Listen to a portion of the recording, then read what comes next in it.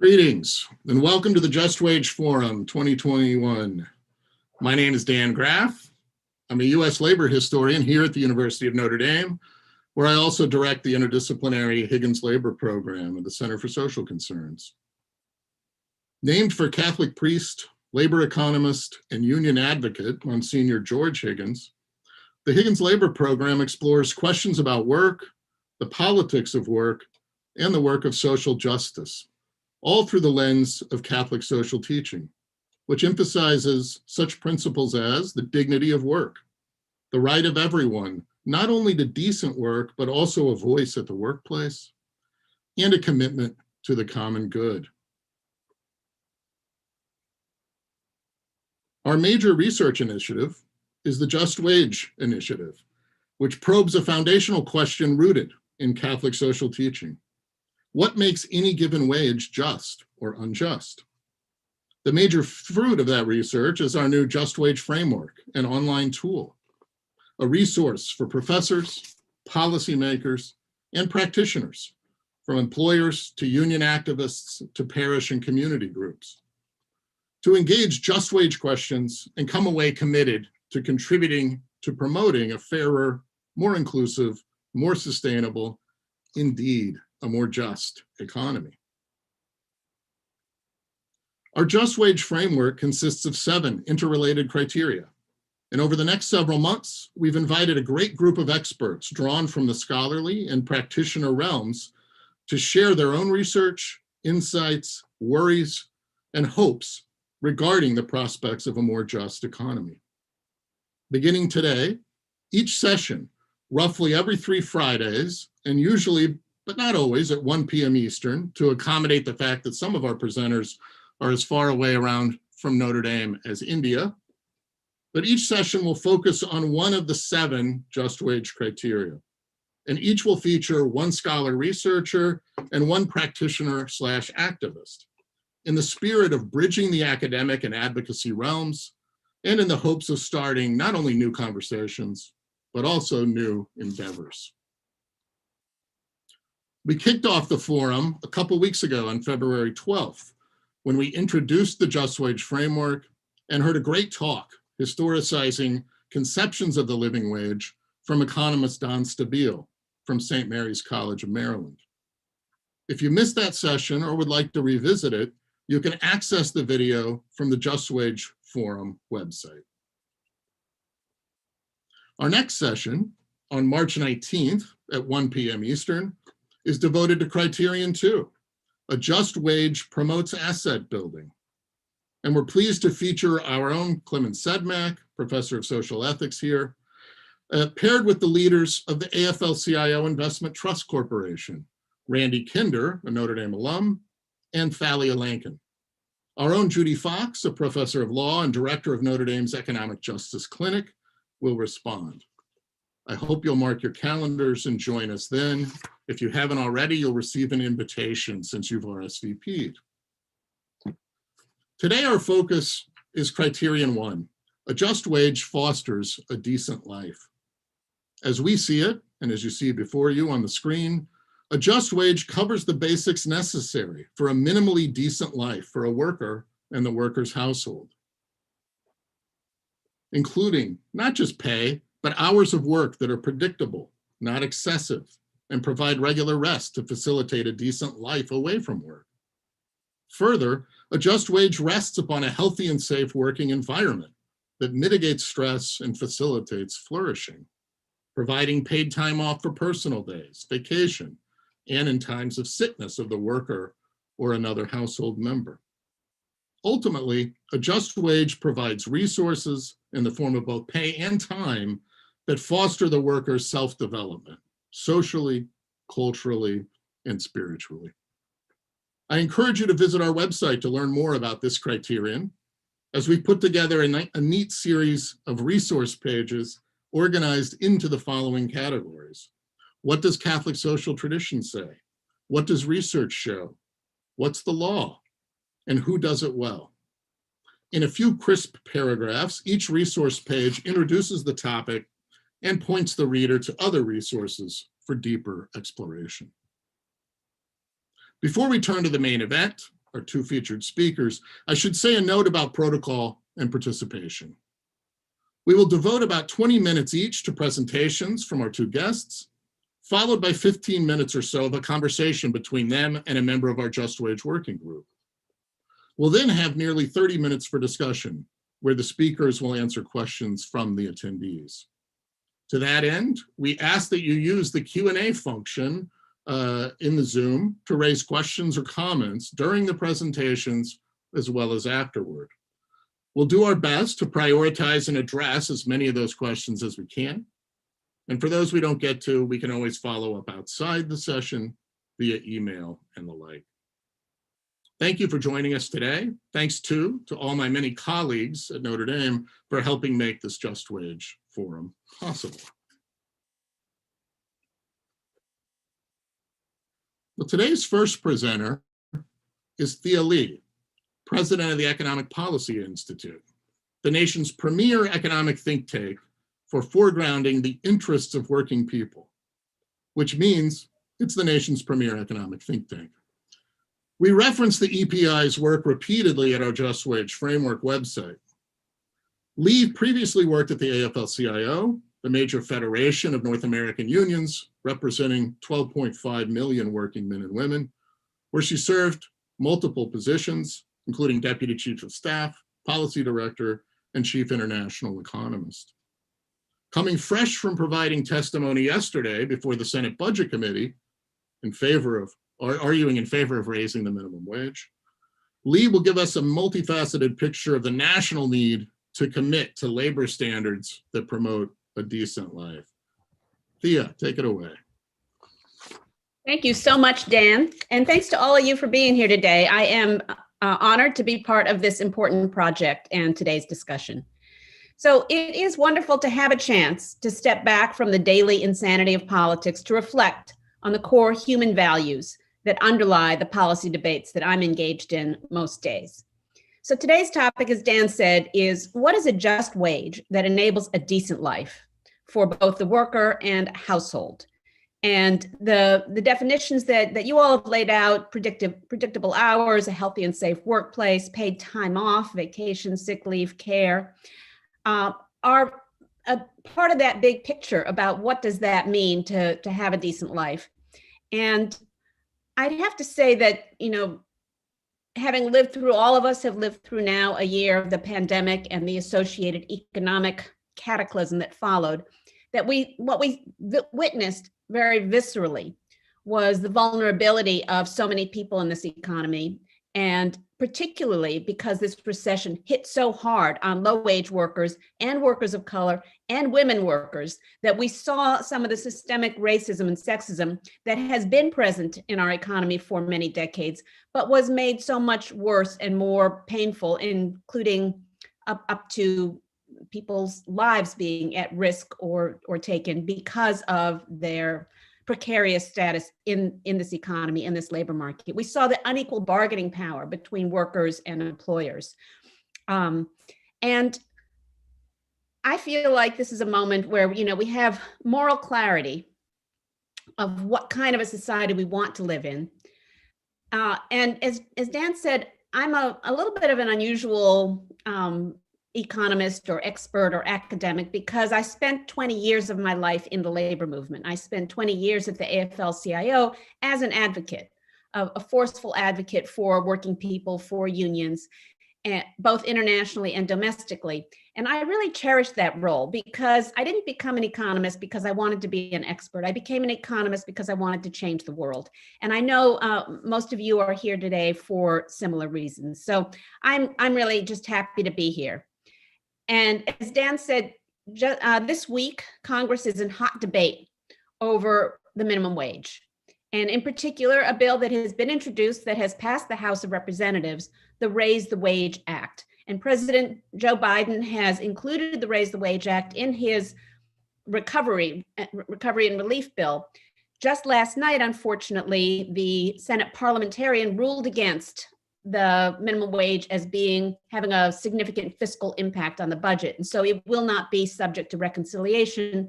That makes the path to passage all that more difficult. But those are all technical details, and that's not what we're here to talk about. But this act is it's bold, ambitious, but also affordable. It would increase the minimum wage to $15 an hour by 2025. It would index it to the median wage, which is really important because, as you all know, and certainly I'm an old lady now, I've been through so many of these minimum wage battles, that the kind of political shenanigans that happen around the minimum wage every 5, 10, or at this point, 12 years, where we set a nominal minimum wage in dollar terms, and then Congress doesn't get around to increasing it for 10 or 12 years. And then the increase sounds too big to a lot of people, like, gee, that's a big increase. Like, if we didn't let so much time go by between adjusting the minimum wage, we wouldn't have those kinds of leaps. But I think it would really be important but we need to settle at a decent minimum wage in order to index it to median wages or inflation going forward. Because if you index it at a low value, then you are binding yourself to that low and inadequate value forever. But the other thing that this would do, that the Raise the Wage Act would do, is phase out the tipped sub-minimum wage, which is still at $2.13 an hour, has not been increased for 30 shameful years of inaction. So to me, it's so obvious that this bill is needed, is necessary, and should pass. And yet it's now again facing a lot of headwinds. So yesterday, as Dan said, I had the privilege to testify at the Senate Budget Committee at the invitation of Chairman Bernie Sanders. And my role is the expert, the economist, the research team. And I'm fortunate to have an amazing team of researchers at the Economic Policy Institute who make me look a lot smarter than I am, because they are people who look into every single piece of the empirical research, the job impact on small business, on teenagers, on inflation, and then they condense it for me. But the most important testimony of yesterday was not from me or the other economists, but it came from the two minimum wage workers that Chairman Sanders invited to speak. Terrence Wise, who works at McDonald's, and Cynthia Murphy, who works at Walmart. And Terrence told us about, he's a second generation minimum wage worker. His mom worked at Hardee's and his dad was a cafeteria worker in the Army, or a cook. But he has 3 teenage daughters, and he and his fiance and his daughters have had periods of homelessness, even though both he and his fiance work. They both work at minimum wage jobs, and they had to sleep in their minivan. So 5 people in a minivan trying to get ready for work and school at the same time, and how heart-wrenching that was for him. Cynthia talked about working at Walmart. She's 65 years old. She's ready to retire. She has no retirement savings or no retirement plan. But she also talked about how her coworkers, often at lunchtime in the cafeteria, the place where they all eat, people don't have food because the Walmart wages really aren't enough to cover rent and healthcare and groceries and transportation and childcare and the other kinds of necessities of getting to work. And yet, the questions from the Republican senators in particular really didn't engage the humanity of what we heard there. And they wanted to talk about whether the minimum wage would kill jobs, whether it would disadvantage teenagers, whether it would hurt the very people that we're trying to help. And I think that's actually an important part, because what I wanted to do in my remarks today is maybe bridge our role as academics. Like, what are the arguments that we need to rebut, or that we need to strengthen, or the data that we need to bring to bear to show people what is at stake here?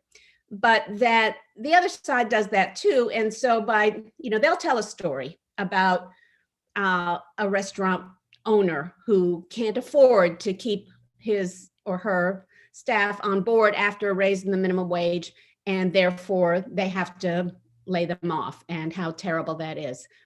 But my role as an academic, and I know a lot of you are academics or researchers or people who work on the empirical foundation.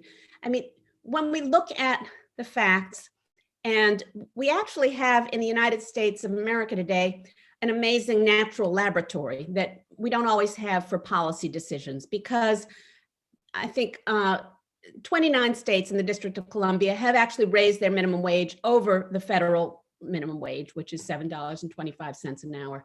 And so we've been able to follow and study and record what happens in the places that did raise their minimum wage. In some of these cases, you've seen some of this research, it's really cool. They compare two counties, one where the minimum wage went up and one where it did not, and try to tell whether there's been an impact. And in fact, this research is very powerful in showing that, in fact, a lot of economists have been wrong for years. And what many of us learned in Econ 101 and Econ 201 and Econ 301, that if you raise the minimum wage, then there will necessarily be unemployment that happens, doesn't come to bear. And that's true even in places like Seattle and New York City and California, where there were pretty significant increases in the minimum wage. So that's one piece of the research. The second is, how do we determine what is, as you say, what is a just wage that leads to a decent life? And one way of looking at it is just like, what does it cost to live? And I think on the website, you cite the MIT project, which is great. And EPI has our own project. We call it the Family Budget Calculator.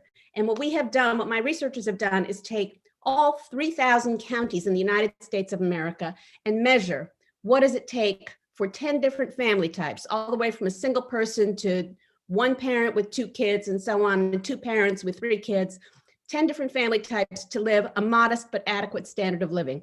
And that, includes the usual things of rent and food and healthcare and transportation.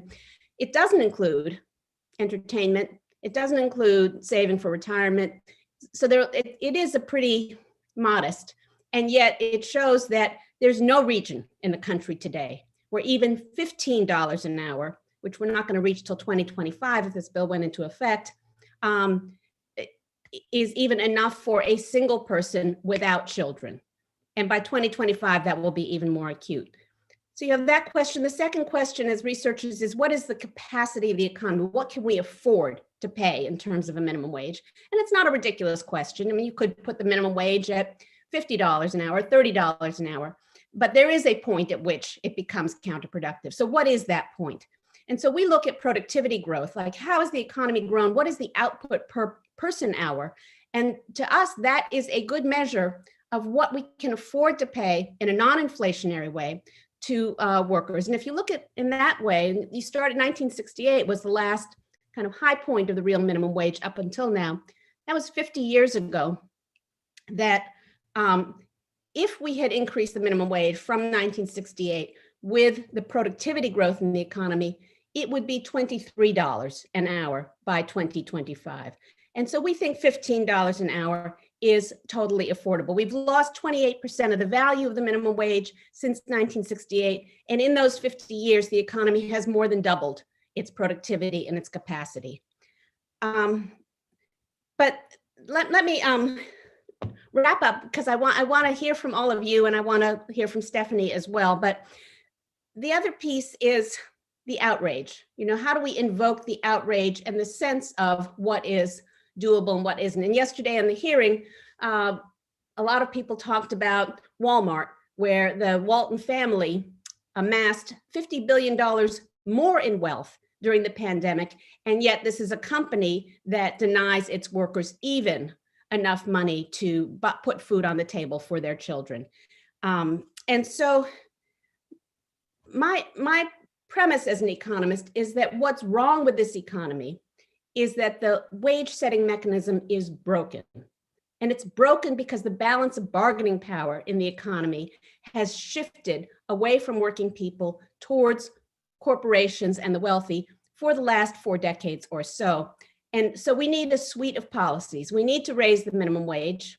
We need to reform labor law so that workers can exercise their right to have a voice at work, to bargain collectively and form unions if they choose to. And we need a robust Relief and Recovery Act. And after that, we need to keep the economy at full employment, because keeping the economy with relatively high unemployment for long periods of time, as we have done historically, many periods in recent history, is something that keeps workers perpetually disempowered and unable to raise their voices to ask for what they need. So I want to just stop to think for 10 seconds about the pandemic and what we learned about labor markets during the pandemic. That one of the things that's important is the ability to walk away from an unsafe or an inadequate job. And if people don't have that ability, do they have dignity? Do they have even the ability to maintain the integrity of their own body and their children? But we have a collective responsibility, is I think what we learned during the pandemic, and that we are all worse off when working people do not have paid sick leave, when we don't have universal health care, and when we don't have unions for workers who want one, because we don't have the wherewithal to let workers exercise their voice, to be able to walk away from an unsafe job. And we see that the racial justice as a goal is something that it's not something we can put aside or delay, that the legacy of systemic racism in our economy is so powerful because of wealth inequality, because of occupational segregation, because of housing segregation, that we saw vividly during the pandemic that people of color were tremendously more vulnerable and more hurt and more impacted, more likely to die when things went badly because of the unjust economy that we have built and because the labor market has failed so many people. So I do think that the social justice teaching tells us what is right. And then it is our job to figure out what is our path to legislative and electoral victory. And it seems hard right now, but I think we have to remember that most people want this kind of change. The minimum wage, increasing the minimum wage is very popular. Around 62%, including a lot of Republicans, want to see the minimum wage go to $15 an hour by 2025. Every time the minimum wage is on the ballot in a state, even in red states like Florida and Arkansas, even in deep red states, it passes. And that's why we have 29 states in the District of Columbia with higher minimum wage than the national. But if we allow obstructionism and anti-democratic voter suppression to block what people want, then we end up in a vicious cycle where Republicans, for the most part, are going to block the kinds of things that would make people's lives better. They're going to gerrymander and suppress votes and filibuster and use the Electoral College in a way to deny the majority of people what they want. And then the political system fails to deliver to working people. And then there's frustration and demoralization and paralysis. And so that's what I'm hoping to talk with all of you today about, is to hear from you all, like, how can we take the moral certainty that comes from the social justice teaching to really change the dynamic of the political conversation that we have around things that seem to me so compelling. So thank you, Dan, and thank you, Stephanie and Tom. Looking forward to the conversation.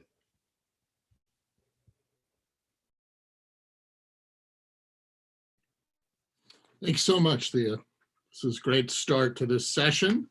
And now I'm going to turn to our second speaker, Stephanie Garakanian, the 2007 graduate of Notre Dame, where she cut her teeth at our Center for Social Concerns, which houses the Higgins Labor Program.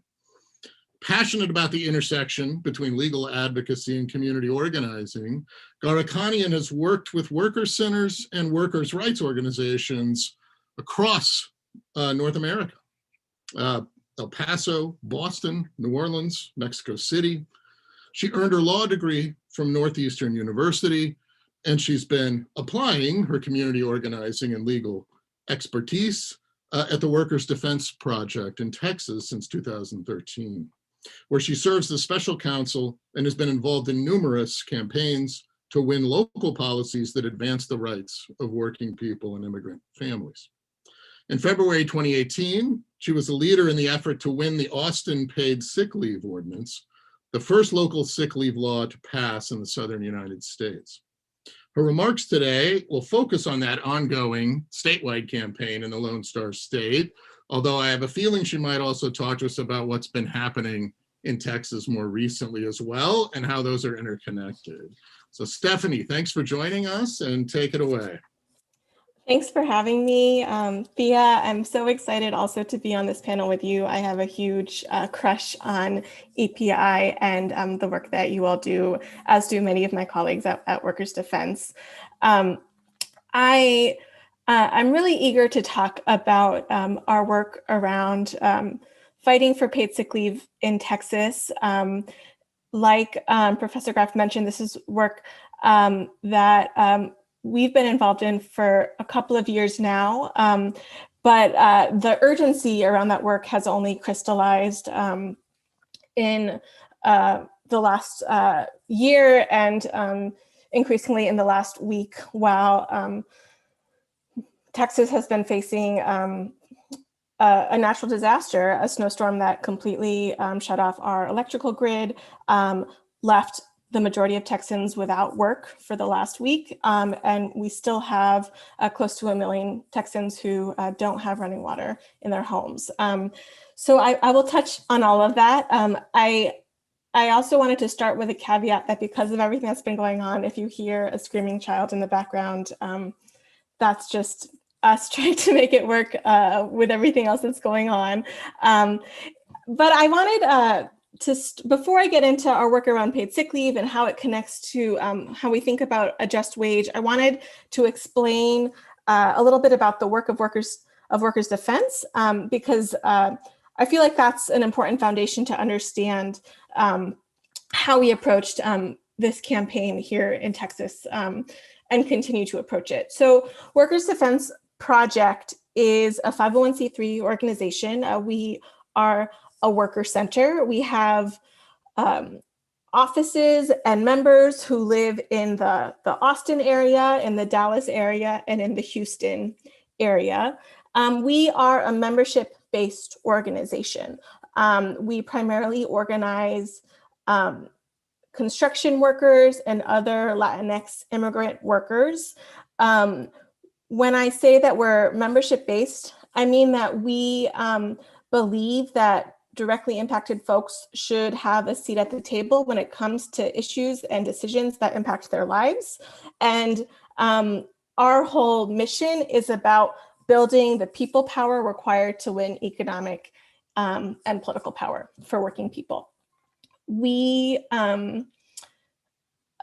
usually recruit members because they have experienced something on the job.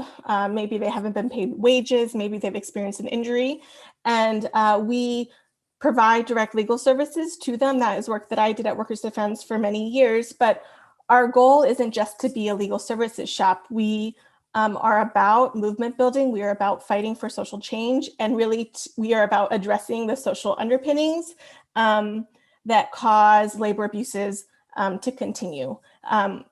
We also believe in building leaders, and we believe that as an organization, we need to be accountable to the communities that we organize. And so our members have a seat at our board of directors as an organization, and they inform the work that we take on.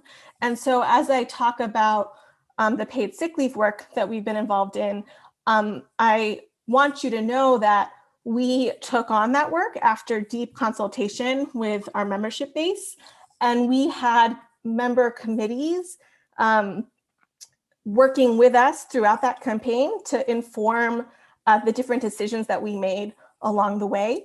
And so that's just how we approach our work as Workers' Defense.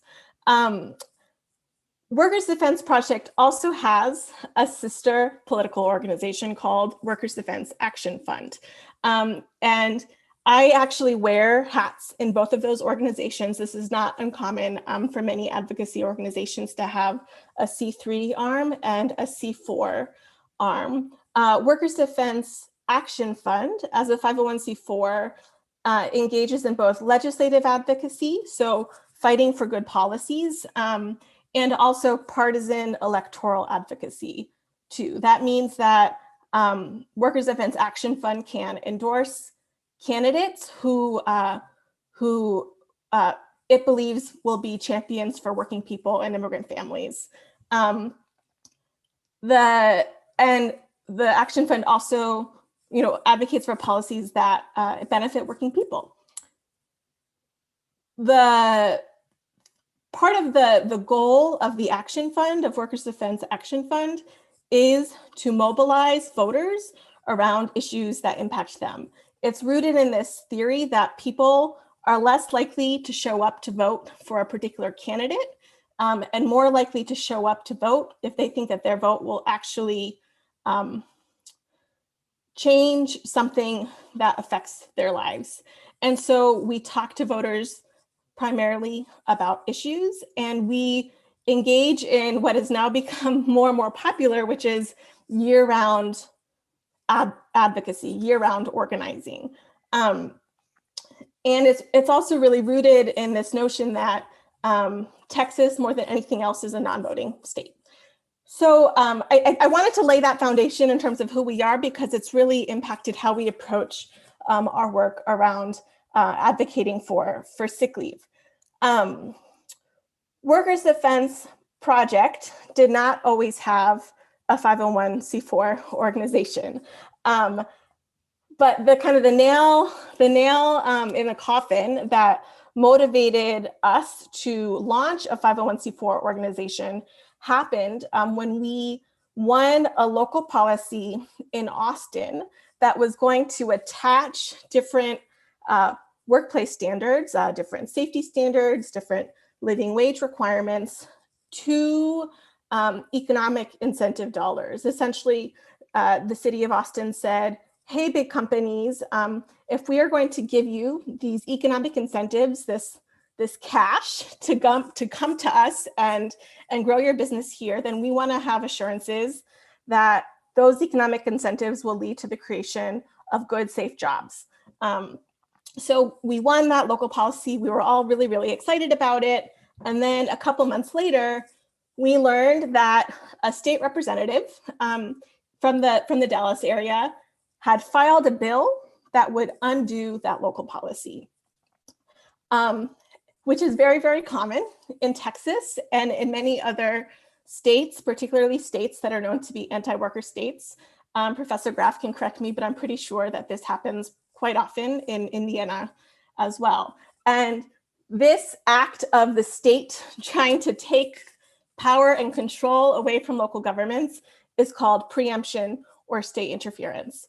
And this is a huge challenge for us in our work in Texas as we try to advocate for working people.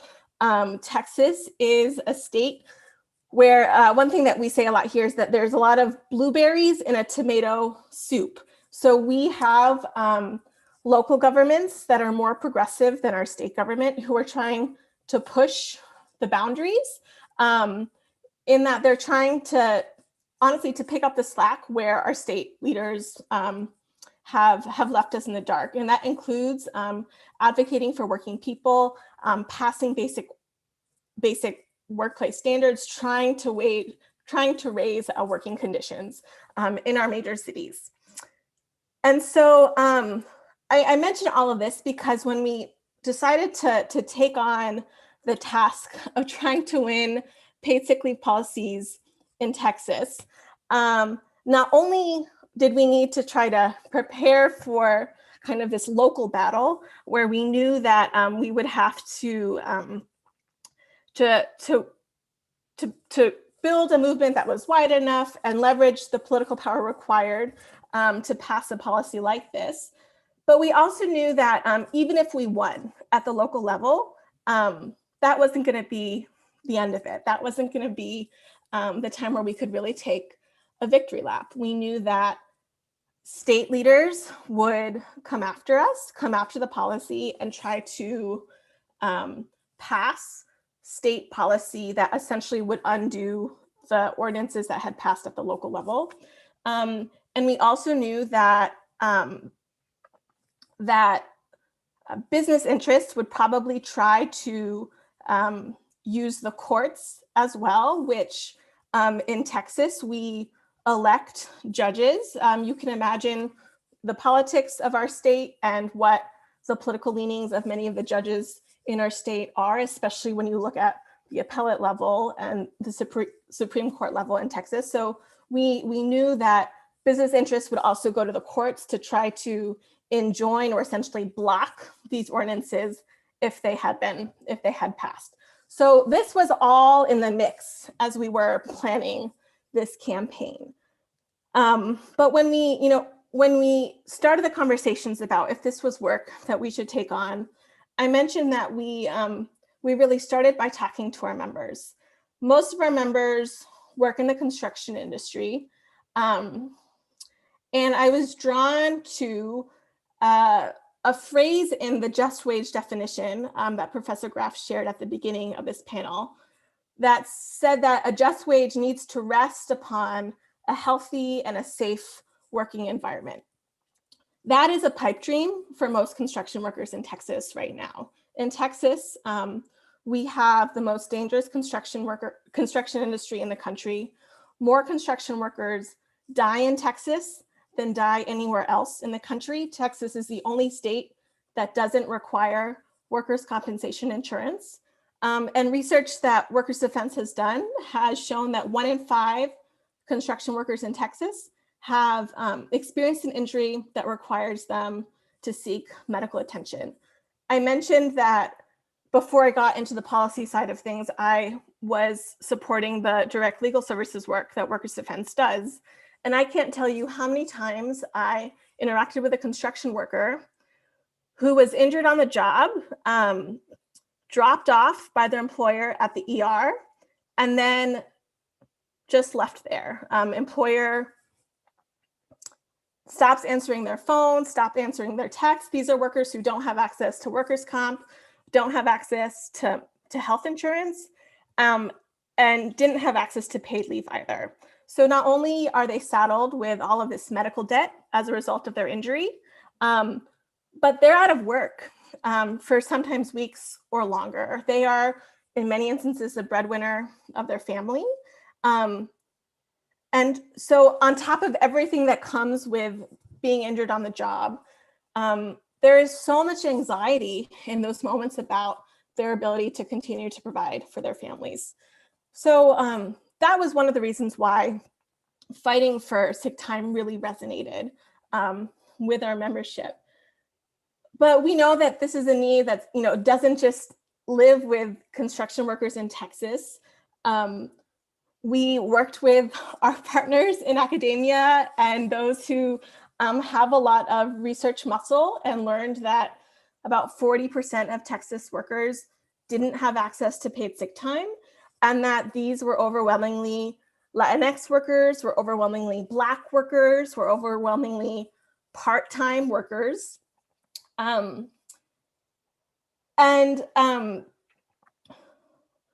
We also knew that this posed a public health risk, right? And I think COVID has illuminated that for many of us, but even before COVID happened, we knew what happened when flu season hit and the toll that that took on workers, on working people, on the communities that they interact with, and our public health infrastructure. There was one study that was conducted that surveyed Houston restaurant workers and found that over 74% of Houston restaurant workers reported that they showed up to work and were handling food when they were sick. When the pandemic started, I was talking to a colleague who has been involved in this work with me, and she said, what COVID hopefully will teach us, I think the jury's still out on if this will be the case, is that we are only as healthy as our neighbor who has the least access to healthcare and the least access to paid sick time. I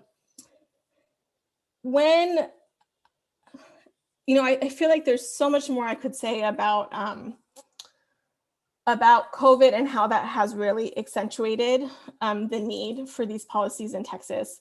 But I will just say that, like in many parts of the country, who has fallen ill with COVID has been completely disproportionate. At Workers' Defense, I have lost count of the number of our members who have fallen sick with COVID-19. We have some members who have lost their lives due to COVID-19. Many of our members are convinced that they contracted COVID-19 at work. Many of our members have reported that they were not given adequate PPE by their employers.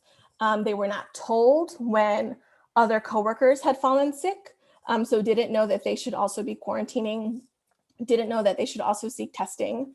And I think one thing that we emphasized a lot in our advocacy around these paid sick leave policies initially before COVID even hit is that many people in Texas cannot afford to stay home when they are sick. If you are living paycheck to paycheck, you cannot afford to stay home when you are sick. You are making decisions either to stay home and care for yourself or to put food on the table for your family. So those were all motivators in our decision to take this work on. We also knew that paid sick as a policy is incredibly, incredibly popular, even in a Republican environment like Texas. It's really similar to the popularity around the minimum wage that Thea was talking about earlier. So polling has happened in Texas that have shown that over 70% of Texans believe that workers should have the right to paid sick time. And so when we envisioned kind of this broad campaign, the strategy that we developed was that we wanted to fight to win a really strong, inclusive paid sick leave policy in the city of Austin. And then we wanted to try to win similar policies in Dallas and in San Antonio that mirrored as much as possible the policy that was won in Austin. And the Austin policy, like Professor Graf mentioned, we won in February of 2018. And then we shifted to what's known as the ballot initiative strategy. So in Texas and in other parts of the country, there are mechanisms where you can do what's known as a people's referendum, where essentially voters or in a locality or sometimes in a state can sign a petition to put something on the ballot. And we decided to do this for paid sick time because we knew how popular this policy was. And we wanted this to be something that would drive people to vote in 2018. And so we worked to gather the signatures to get paid sick leave policies on the ballot in 2018. We were successful in San Antonio. We were less successful in Dallas. And due to some kind of technicalities in both of those cities, paid sick leave ended up being voted and approved by the city council before it had the chance to be on the ballot. A couple months later, our legislative session started.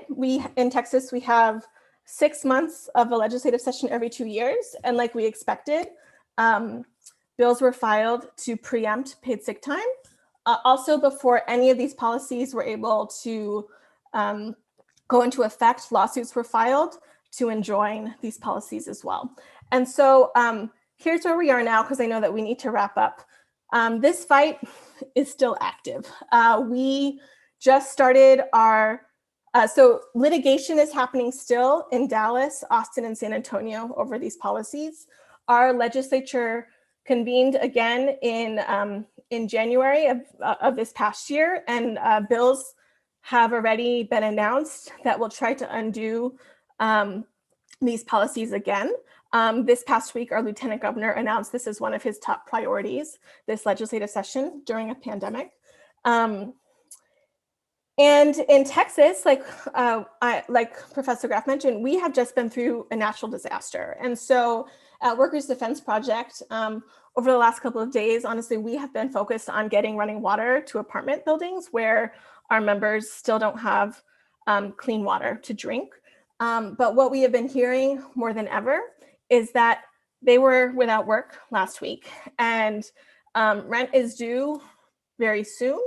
And they are very nervous about how they're going to continue to pay their bills. And so as we've been thinking about this work moving forward, I think what it's crystallized for me is not just the importance of having this time to care for yourself or a loved one for health reasons, but how when we think about natural disasters, when we think about hurricanes, when we think about weather events like we had this past week, people also need to be paid for that time as well.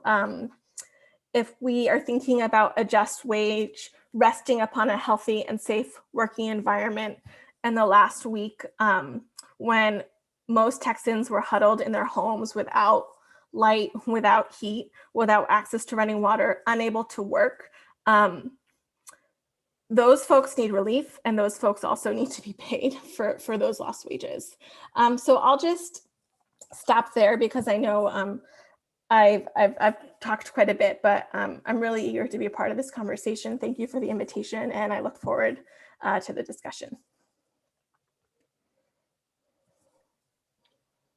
Thanks so much, Stephanie, and I'm sure we'll have more on the campaign as well as the conditions, what's going on in Texas and the rest of the discussion. You got to stop calling me Professor Graff. You've graduated beyond that. But, so glad that you could join us.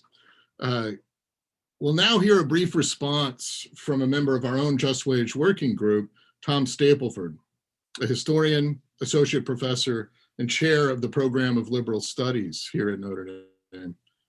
Tom studies the human sciences, especially economics, where his work intersects American political history and the history of capitalism. The author of the 2009 book, The Cost of Living in America, A Political History of Economic Statistics, and co-editor of the 2011 collection, Building Chicago Economics, New Perspectives on the History of America's Most Powerful Economics Program. Tom's currently working on a book that uses virtue ethics to think about how to integrate expertise with democratic governance. Tom will speak briefly, and then the three of our featured panelists will dialogue before we open it up for questions from the attendees. So I'll encourage the attendees to continue to pose questions in the Q&A, and then we'll get to those after this conversational component. I'll turn it over to Tom. Thank you, Tom. Thanks so much, Dan, and thanks especially to Thea and to Stephanie for being here this afternoon. It was really great to hear from both of you. I've known about the EPI for quite a long time. I was just learning more about the Workers' Defense Project from you, Stephanie, and it's fantastic. It's really exciting to see the work that both of you have been doing. So I don't want to spend too much time sort of hearing from me. I'm much more interested to hear from you all. But I had a couple of thoughts about your respective presentations, especially as it intersects the framework that we've been thinking about and the conversations we've been having here at Notre Dame. So one of the things that Dan has emphasized from the very beginning, and it came out so clearly in both of your presentations as well, is that just wage, as we understand it, is a very broad concept. I mean, first of all, it includes more than just the monetary pay rate. We're thinking about things like hours of work, about healthy and safe environment, about paid sick time, about health insurance. So it's going beyond just the wage rate. The other part of it, though, and this is something I think that was also present in both of your presentations, is that from our perspective, the just wage is not just about an employer and employee relationship. It also involves the state or the government in various ways and the broader community. And so, of course, some of the questions that then come out of that is, once you determine what, even begin to define what a just wage is, well, who takes responsibility for ensuring that a just wage exists? So as Dan was mentioning, my work is primarily historical. I'm a historian, that's my training. And so when I look at these questions, I think about them in historical terms and in terms of the debates that I'm familiar with, which, in my case, are thinking about debates over the living wage, leading up into from the 20s, leading up into the 1930s, and the passage of the Fair Labor Standards Act and things like that in the 1930s under the New Deal. And so, Thea, you were saying, boy, it feels like I've been having these arguments over the minimum wage for a long time. That's certainly how I think about it too. I think about the contemporary discussions in terms of the past. One of the things that I've learned, I guess, from thinking about the past is the kinds of responses that pushes for things like a minimum wage or things like paid sick time, how conservative groups, how business groups or critics have responded to those pushes earlier on and the kinds of counter arguments they raise. And Thea, you were addressing a couple of those during your talk. So I want to kind of pick up a little bit of some of the themes that I have seen from the 1920s and 1930s to see how you all might think about this. And interestingly enough, I mean, some of these are coming from critics. Other sorts of approaches or views were coming from folks within the labor movement who gradually began to think, well, we need to shift the focus. That is to say, shift where we're trying to push the levers, or where we're trying to push this argument away from employers and maybe to the state, for example, something like that. So a couple of questions that are coming out of that. The first one, Thea, is really for you. So one issue that comes up all the time in discussions of the minimum wage or living wage earlier, and I'm sure you've heard this, is a complaint that, wait a minute, as soon as you start talking about the decent life for a worker and family, you have to recognize that families are very different. Individual workers are very different. You mentioned with the EPI budget calculator, you can think about this for, what does it look like for a family of 4 or for a family of 7 or something like that. And so then one of the pushbacks against the minimum wage has been, look, the needs of employees can be radically different if your employee is a 17-year-old high school student working a part-time job versus a single mother of 4 or something like that. You're going to have very, very different needs and very different needs for wage rate. So that seems to kind of create some challenges. And then on the other kind of counter argument that came up a lot during the 20s is that businesses are also very different, and the conditions of businesses are quite different. It's one thing to think about a multi-billion-dollar corporation like Walmart or like McDonald's or Amazon, but I think, Thea, you mentioned one of the Republican senators brought up the example of a owner of a restaurant who's just saying, oh, I can't, if I start to pay my employees more, we're going to go out of business. So the other argument was, look, business conditions are different. So workers' needs are different businesses are under different conditions. And so the alternative proposal that was developed in the 30s was the idea of what eventually became under, I think was pushed by Milton Friedman, the negative income tax, or basically the idea that, look, employers and citizens are going to be paying into a fund that the government is going to manage, that will then be paid out to citizens based on their needs. So a family, it's just things like the earned income credit, child credit, or in Friedman's term is a negative income tax. It was a guaranteed annual income basically for every household, and it can be adjusted by the size of your dependents. So forget about the wage rate. That's not actually what we want to do. If we're looking to ensure a decent life, we need to think by pooling income through the federal government, having it paid back through not tax credits, but through actual money going back to individuals or families. So the question for you, Thea, is how do you think about that kind of response, and to say, look, don't do the minimum wage rate. Let's forget the wage rate. Let's think about a negative income tax or earned income credit, something like that. Kind of related question along with this is, I think both of you talked about the importance of building unions, building collective bargaining strength. And so this is how do you think about that vis-a-vis minimum wage legislation, right? Is really the solution here not to have the state impose a minimum wage, but actually to organize workers across all different industries, and to begin to return to a day of strong labor unions. I mean, this was another issue that came up in the 19-teens and 1920s. Sometimes union leaders were resistant to the idea of minimum wage legislation. They're saying, no, that's a distraction. What we need to do is organize workers. That's where we should put our efforts. So how do you think about that? Is that a kind of false dilemma? How would you approach it, or respond to a critic on that front? And then a question maybe really for both of you, but in some ways, Stephanie, I thought you could maybe speak to this a little bit. One of the things I really loved about your presentation was talking about how the Workers' Defense Project is focused on grassroots local organizing, dialogue with these construction workers in Texas. And then you began to realize that that's great, but we have this problem that we can be organizing here locally in Austin, but what's going on at the State House, and how is the state legislatures then going to impose policies that might affect what we're doing? You could of course think about the same thing potentially happening at the federal level. Quite clearly, one of the issues or one possible response to the paid sick time issue is also universal health insurance, right? So this is again something that maybe the solution isn't pushing for changes in employee contracts, but it's actually changing how we think about the federal government and the relationship between the federal government and healthcare, so that everyone has guaranteed health insurance through the state. And so this is raising that question about where's the proper levers to begin pushing. Is it locally with the employer? Is it organizing workers locally? Is it organizing at the pushing for legislation and policy changes at the state level? Is it even the federal level, right? What we really need is universal health insurance.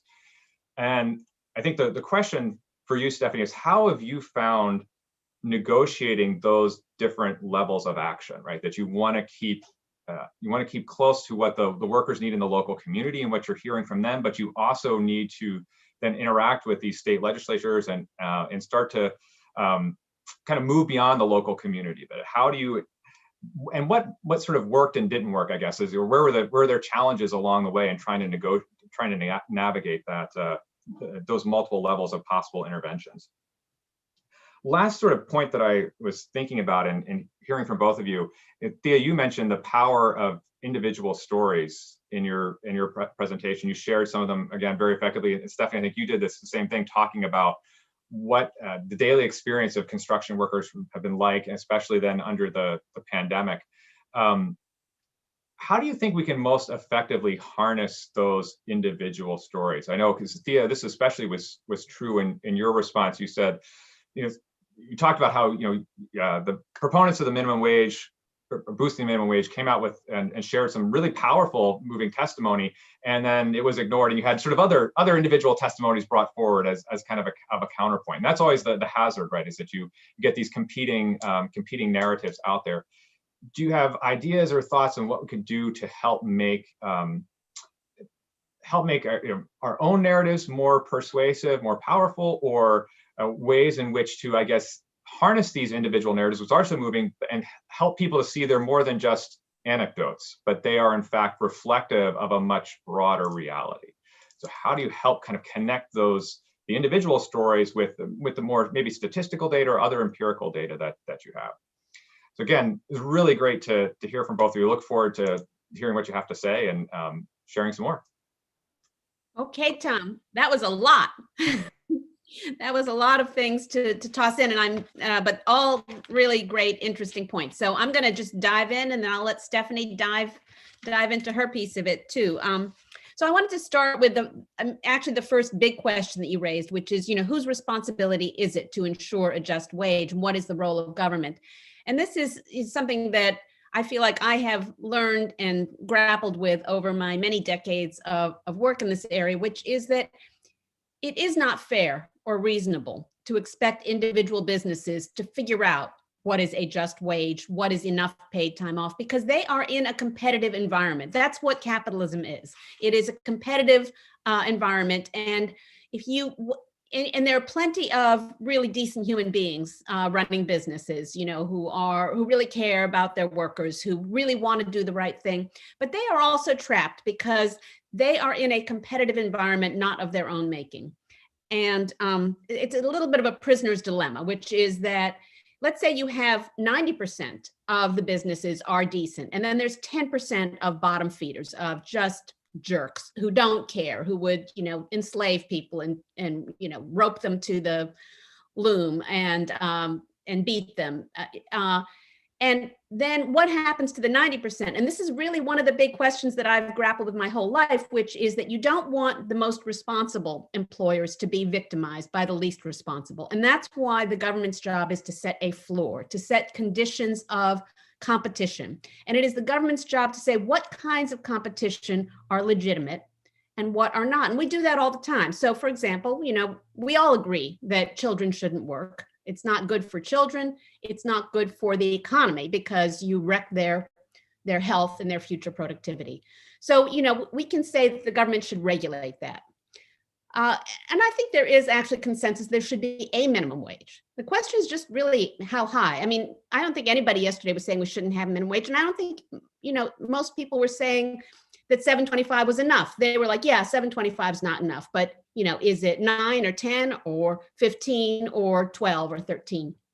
And that's a fair question, and that's why I think we need research to be able to come in and do that. But that's sort of And then that goes to the other question that you raised about families are different and businesses are different. So starting with families are different, totally agree with you. And I think one of the challenges we've had around the minimum wage is that a lot of people, especially older folks, not to be ageist, have a memory of the minimum wage being good for teenagers, and, so everybody got their first job. I had my first job, but I was dishing popcorn at a movie theater, and then I was a waitress in a deli. And I remember that pretty fondly, and I earned whatever it was, $2.65 an hour. And I was thrilled, because that was a lot of money back then in the Middle Ages. But nowadays, and this is, why EPI's research is important, is that, we've done a fact sheet, not just on who gets the minimum wage now, but who is basically between $7.25 and $15 an hour. And only 1 in 10 are teenagers. And half of them are prime age earners between 25 and 54. And 28% of them have kids. And so, but I also think that, you're right, you can't do a minimum wage that's for the biggest family. Like if somebody's got 10 kids, you wouldn't set it. So I do think you want to set it somewhere sort of moderate and towards the bottom, that this is just, it's like a safety net, or guardrails on the highway. And that's kind of actually my metaphor that I like about the minimum wage, which is it's not going to solve all your problems, but it isn't good for anybody when cars drive off the highway. And it might, limit people's flexibility a little bit, like you might want to drive off the highway sometimes, but it's fairly cheap and it's effective. On top of that, you need all the other things. You need to have a speed limit. You need to have people take responsibility as they drive and to be respectful and considerate and careful and not drunk and all those things. And that's why, and also, and let me just go before I get to that point, the businesses are different. And that was a big, that's a big theme. It's one thing for a big corporation. And we had the CEO of Costco was one of the testifiers yesterday. And he said, Costco starts people at $15 an hour, and they're about to raise that to $16. But their average wage is like $24 an hour and they pay health care, and they're a profitable company. So they have a different business model than a lot of other companies, that they really value the low turnover and the skill and the loyalty of their workers. And I think if you're in a customer service business, that is kind of important.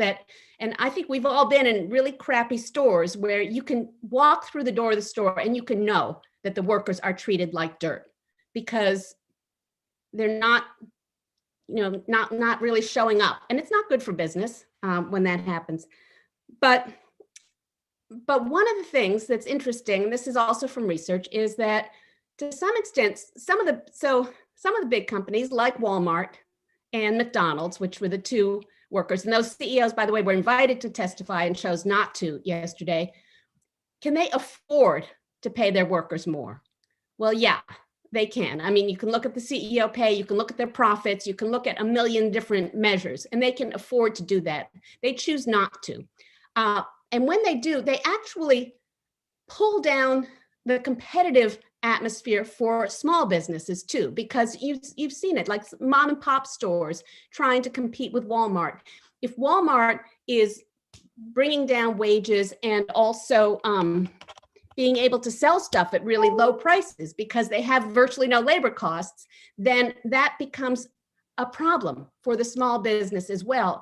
And a lot of small business people are working side by side with their workers. They know, how important the wage is. They know what the challenges are. They want to do the right thing, but they're stuck in a dysfunctional competitive environment where they don't really have a choice. And so and because we've seen all this research, the empirical research that raising the minimum wage, even in a place like Seattle or New York or California or DC, doesn't tend to cost jobs, businesses have ways of adjusting, even small businesses. And one of the things that Terrence, the McDonald's worker, said yesterday was, if he got a raise, he could patronize a lot of small businesses. He would stop off at Rosie's flower shop and buy flowers for his fiance on Valentine's Day. He would take the kids out to dinner. He would, that there are a lot of ways in which we forget that workers are customers.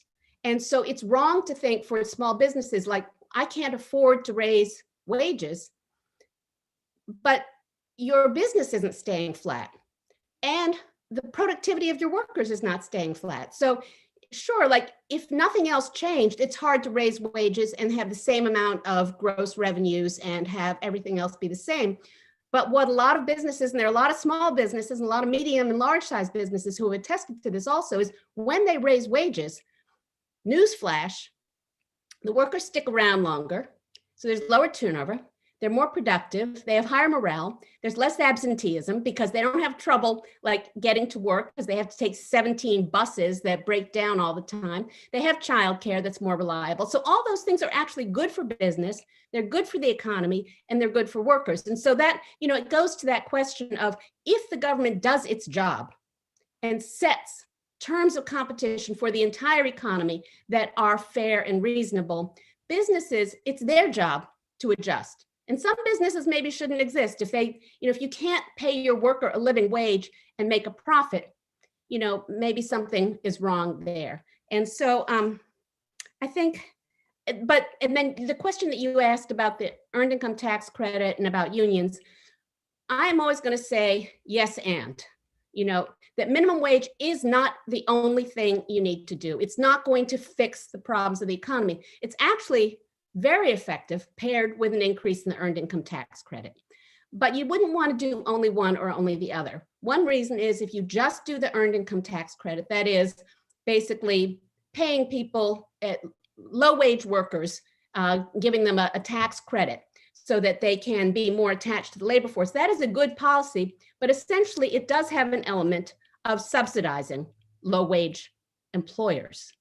And that's why raising the minimum wage and increasing the EITC and also the child tax credit, which is part of the Biden rescue plan, is a really important policy. And we would love to see that policy become permanent, not just be a part of a temporary relief and recovery plan, but actually be put into place, because dealing with child poverty is such a good investment for the economy.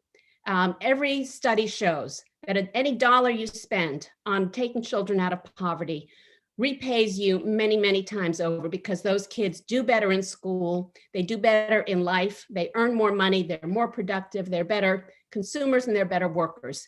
And then I'm gonna let Stephanie answer, because I'm pretty sure she's gonna say that universal health care is important, but you can't do that instead of paid time off. You need to be able to take time off without being dinged for it by your employer. Thanks, Thea. Yeah, so Tom, you threw a lot at us. I'm gonna, with respect to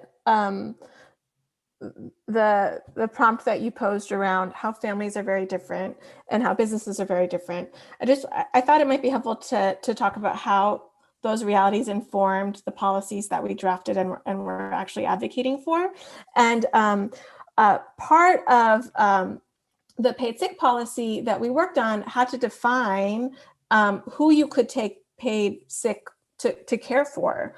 And one of the things that we were really proud of was that we were able to pass a policy that was very inclusive in how we are thinking about who qualifies as a loved one that someone should be able to care for. And that needs to extend beyond sanguinity sometimes, right? It's not just maybe even people who live in our households, but we have people in our life who are chosen family as well, who aren't just a parent or a child, but maybe you live in a multi-generation household, et cetera. And so that's one thing that we took into account in drafting the policy.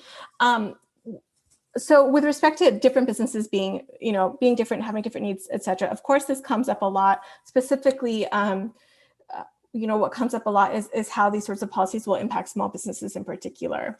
And I will say that we were really lucky in the work that we did, where we were able to build a very broad coalition.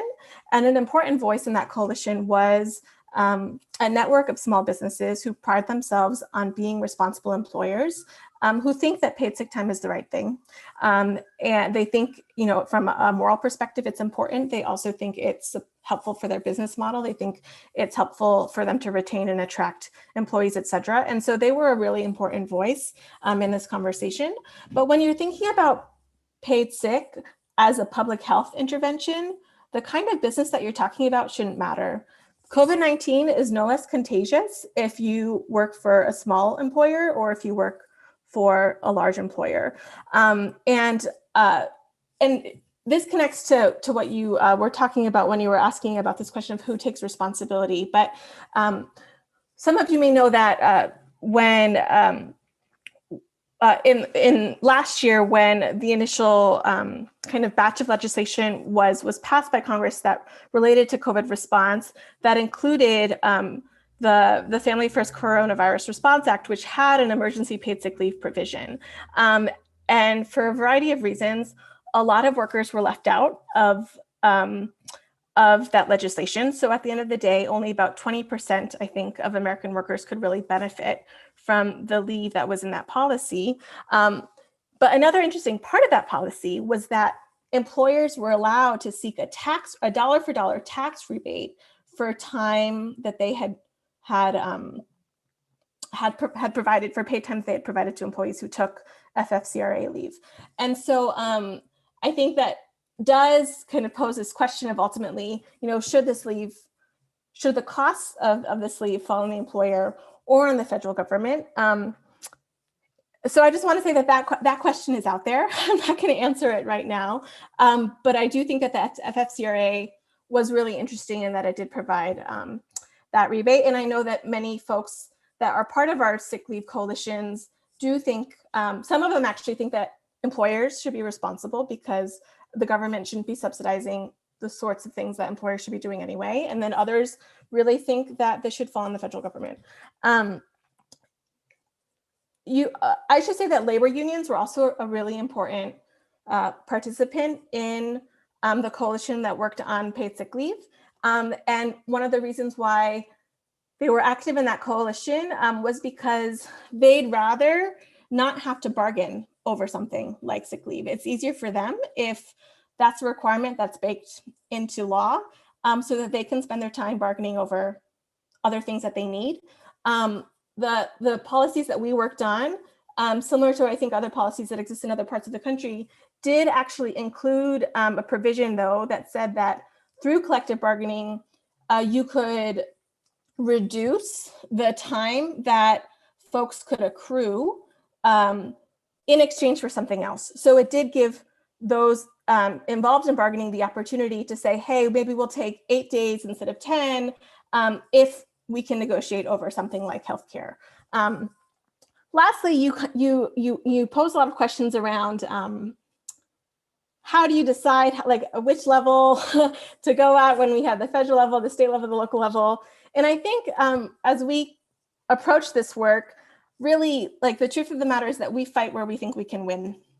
And in Texas, that has often meant that we're fighting at the local level versus the state level. But with our current situation at the federal level, I do think that there is hope for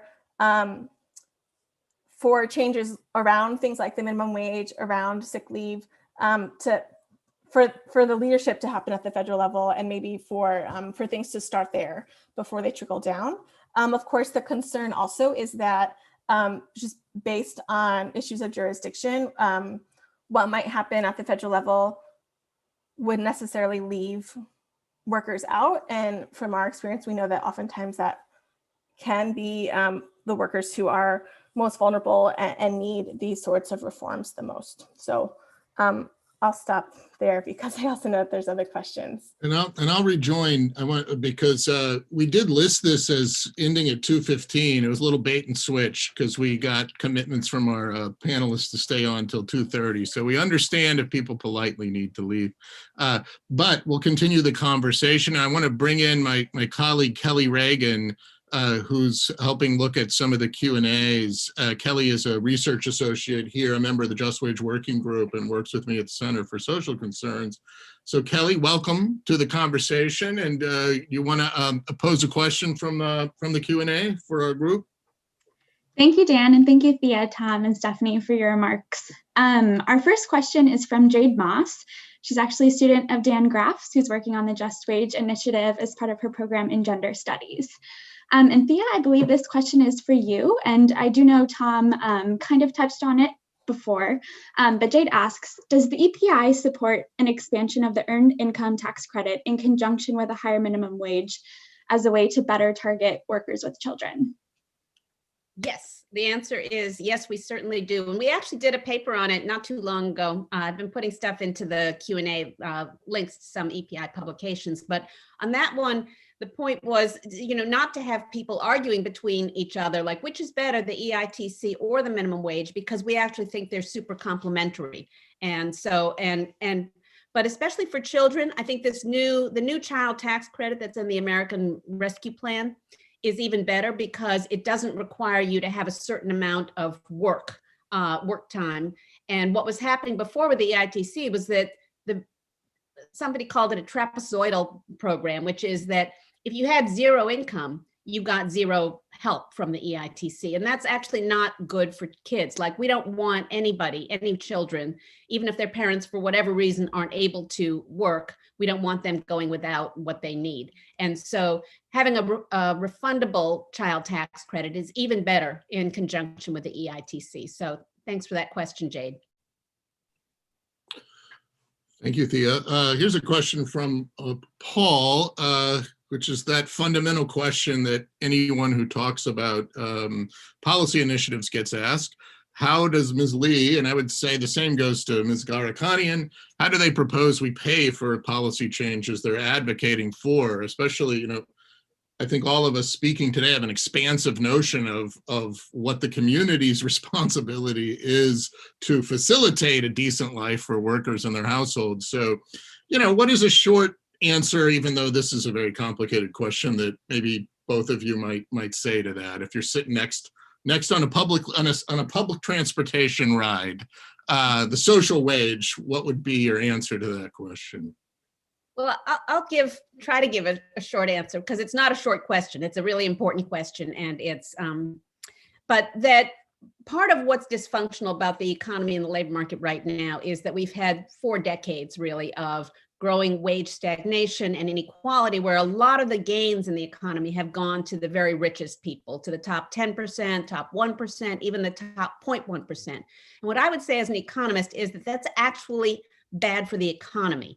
And because there've been like a series of policies that have shifted that balance of bargaining power, the destruction of unions or the attacks on unions that have happened, allowing the minimum wage to erode, to lose 30% of its value in 50 years, the wrong kind of globalization policies, all those policies have almost conspired to increase inequality. And what happens is what we kind of seen with the last several recessions, which is that the economy isn't really capable of rebounding quickly because we haven't done enough to rebalance that inequality. And so to some extent, and with minimum wage, and this is what we've seen from the empirical research, is that raising the minimum wage certainly shifts the balance of power a little bit between labor and capital, and it shifts income a little bit. It takes a little bit out of profits or out of CEO pay and gives it to the people at the very bottom. I think that's a fair thing to do.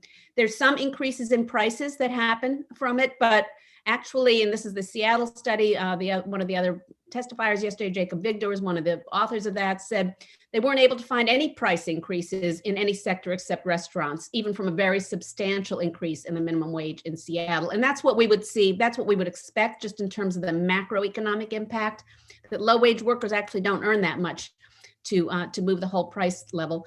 But the other thing is what I said, which is really true. And this is certainly the Costco CEO and a lot of the 200 small businesses that have signed the letter in favor of the minimum wage, is that you'd be surprised that there are actual savings for business of raising the minimum wage, even if they go kicking and screaming and they don't want to do it. That if workers stick around longer, you spend a lot less money, and I'm a boss, so I know that this is true, that, you know, having to hire and train and recruit workers is actually a costly thing from a business point of view. Wouldn't it be better to pay your workers better so they stick around, they stay connected to the organization or the business, and they're able to get to work in a more reliable way? So a lot of benefits to business of raising the minimum wage. And some of the other policies that we talked about, paid time off in the District of Columbia, there is basically a small tax on businesses, including mine, that is paid on a regular basis, and that is used to fund a paid leave program. So I think there are a lot of really manageable ways of paying for these programs. And if we're a wealthy society like the United States of America, we ought to be able to afford to figure out how we can do things to make it possible for people to live a decent life. And on healthcare, you know, there's definitely going to be a lot of savings of doing a universal healthcare program, so that we don't waste a ton of resources on billing and avoiding treating people who are sick or emergency rooms and so on. So that's one way of thinking about it, is that an equitable system in some ways avoids waste. I'll just add really briefly, you know, the question is usually phrased as, you know, who's going to pay for this change? But we should also ask, who's paying now for the fact that we don't have a higher minimum wage? Who's paying now for the fact that we don't have access to pay time off? And the truth of the matter is that that's a burden that's falling on taxpayers. That's a burden that's falling on all of us. And we are subsidizing at this moment the ability of employers and CEOs to continue to have the skyrocketing salaries that they do right now. And so I think it just requires a reframing and a looking at what the social costs really are for the failure of our government to require these necessities. Thanks. Kelly, we got another question? Yes, our next question is from John Dacey, and really gets to the point of human dignity and is also very relevant here in the United States. What factors should be considered in building a just wage for prisoners' labor?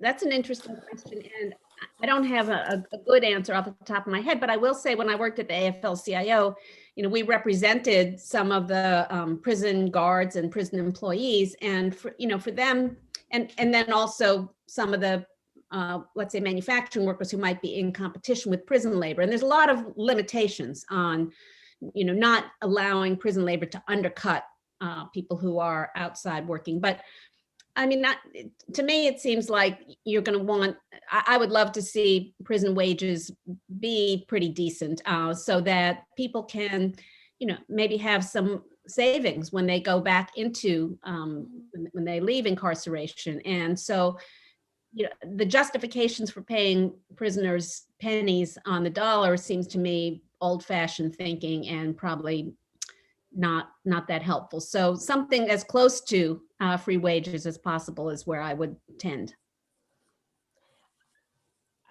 I don't have much to add there. I mean, I think it's just important to make sure that we're also drawing the connection between slavery and then who's been excluded from a living wage, including folks who are incarcerated. I'm sure in Tom's research, he can talk a lot more about different industries that were selectively excluded from the Fair Labor Standards Act, because at the time, those were industries that primarily employed communities of color in this country.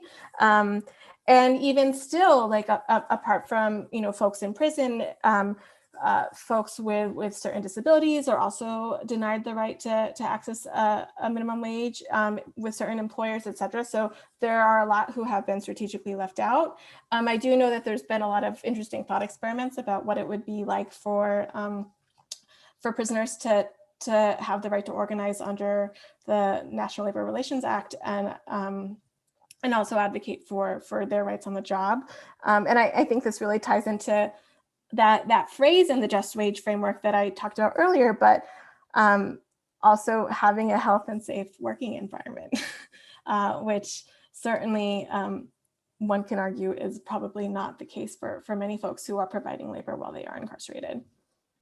Thank you both for engaging that question. John Dacey, who asked it, is a Notre Dame alum who's filed a constitutional lawsuit against the notion of private prisons as a violation of the 14th Amendment. All right, here's a question from somebody anonymous. I'll just read what they wrote, and if we can try to, briefly engage. All these questions are big. We have one more after that we'll try to get to then. So Anonymous says, both Thea and Stephanie mentioned the tension and cooperation between Democrats and Republicans regarding the minimum wage, paid sick leave, etc. How do your organizations respond to so-called, quote, working class conservatism, unquote? Is there overlap in support with this group or not so much? What does that look like? Go ahead, Stephanie. Yeah, I'll just start. I mean, I want to reiterate again that there is widespread support for things like paid sick leave and a higher minimum wage. Again, a survey in Texas found that amongst both Republicans and Democrats, folks supported requiring paid sick time by over 70%. So these are things that are overwhelmingly popular. And I mentioned before that we had a strategy in Texas of trying to, initially pass an ordinance through city council action, but then to put it on the ballot. And one of the reasons why we did that was because we knew that folks in the state house were going to try to take these policies away. And when they did that, we wanted them not to feel like they were just trying to undo the action of the city council, but that they were trying to undo something that hundreds of thousands of Texas voters had said that they wanted. And if they were successful, and if they are successful in this upcoming legislation in undoing those sick leave policies, we want to have that conversation. Like we want that to be something that haunts them as they continue to try to stay in office, because again, we know that these policies are incredibly popular, and we think it's important that elected officials be on the record when they're trying to take those policies away. Okay, thanks, Stephanie. Great answer. I'll try to be brief, but there's a lot packed into that. And I guess I'm old enough to remember when there was more genuine bipartisanship, when there were more moderate Democrats and more moderate Republicans, and you could get Republican support for things like infrastructure or even the minimum wage. And that's increasingly less true, but I would also say that Democrats left their flank open. I mean, I do think that Democrats can and should be the party of working people, but that there were decades there where the Democrats were too elitist, and whether it was with respect to globalization or financial deregulation or not putting enough emphasis or priority on labor law reform, that a lot of working class people became dissatisfied and demoralized. But the Republican Party, I have to say, didn't fill that void. They simply talked it.